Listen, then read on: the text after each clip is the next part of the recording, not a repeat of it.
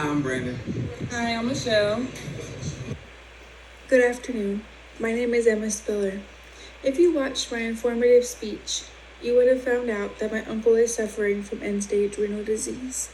He is at the top of the list for the in need of organ donation.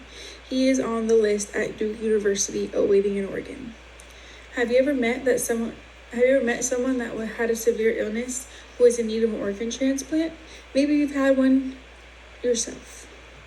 Today, I'm going to inform you about the different types of donation, who is a candidate, how to join, and why you should be on the donation list. Organ transplantation has come a long way in the past few decades. Let's talk about the two main types of living donation and deceased donation.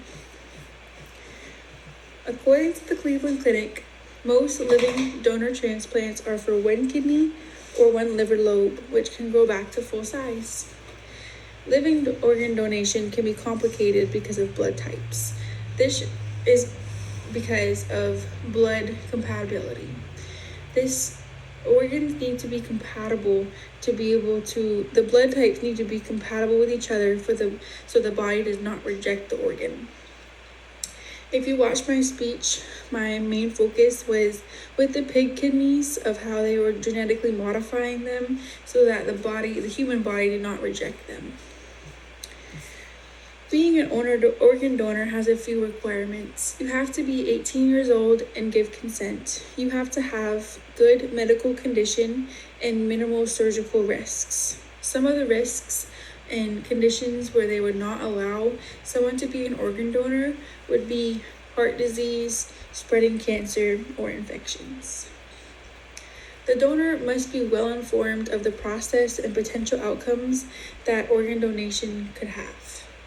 The benefits are saving a life of someone you know, allowing someone else to move up on the organ, therefore saving 2 lives, and give them potentially healthier organs than they would have received. A lot of times, you would get a liver, from somebody that was a deceased organ donor. They might have gone through trauma, and if they were on life support, their body would be creating more and more white blood cells and things because the body is fighting. So those organs might not be as healthy as if you were a living donor and you got one from, let's say, a family member or a friend. That organ would be a lot healthier than the organ that was in medical condition. Deceased donation is the second type of organ donation that we're going to talk about, and that is when you make the decision to donate your organs when you pass away. According to the United Network for Organ Sharing, 103,986 people are in need of life-saving organ transplants.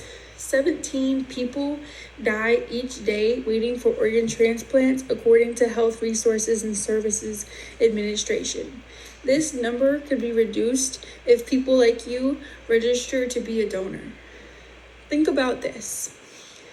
8 lives, sight for 2 people, 75 burn and wound victims, hand and face restoration surgery. These are all statistics, according to the Cleveland Clinic, that are possible with just one person who chose to be a deceased organ donor.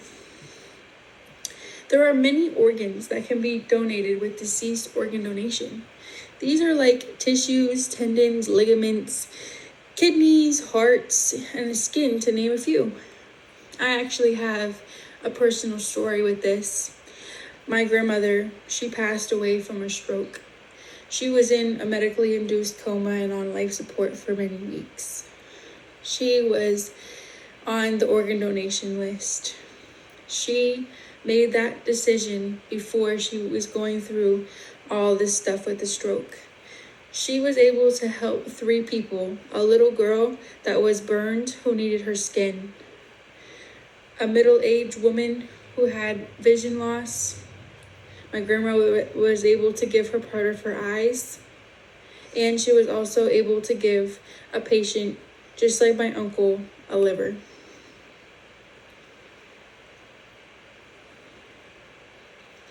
Joining the registry to be an organ donor is very simple. Donor Network West say the majority of Americans, 95% of them are in favor of organ donation, but only 58 of those are actually registered.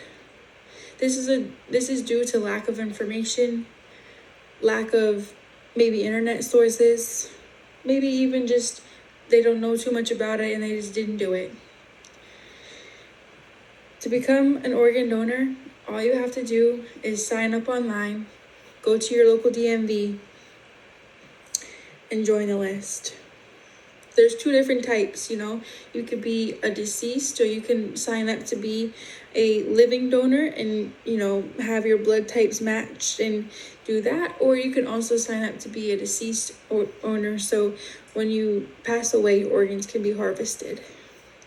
In conclusion, this information is proof that there are many people in need of organ donations and people who can really benefit from them. You can make a difference by joining the registry. This is a very emotional and sensitive topic for people to discuss. I find that a lot of people don't like discussing hard topics, but unfortunately, death happens, and sometimes unexpectedly. Choosing to be an organ donor for some may be an easy decision, where it might be challenging for some. Are there any questions? Yes, I have a question.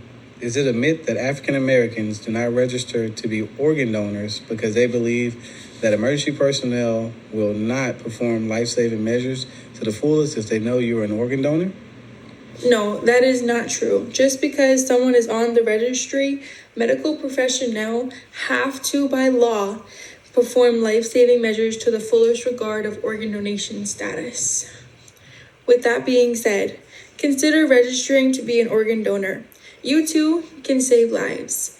8 lives, sight for 2 people, 75 burn and wound victims, hand or face restoration surgery. Do me a favor, grab your ID. Do you have that little pink heart right there? I'm an organ donor. Thanks for watching my speech.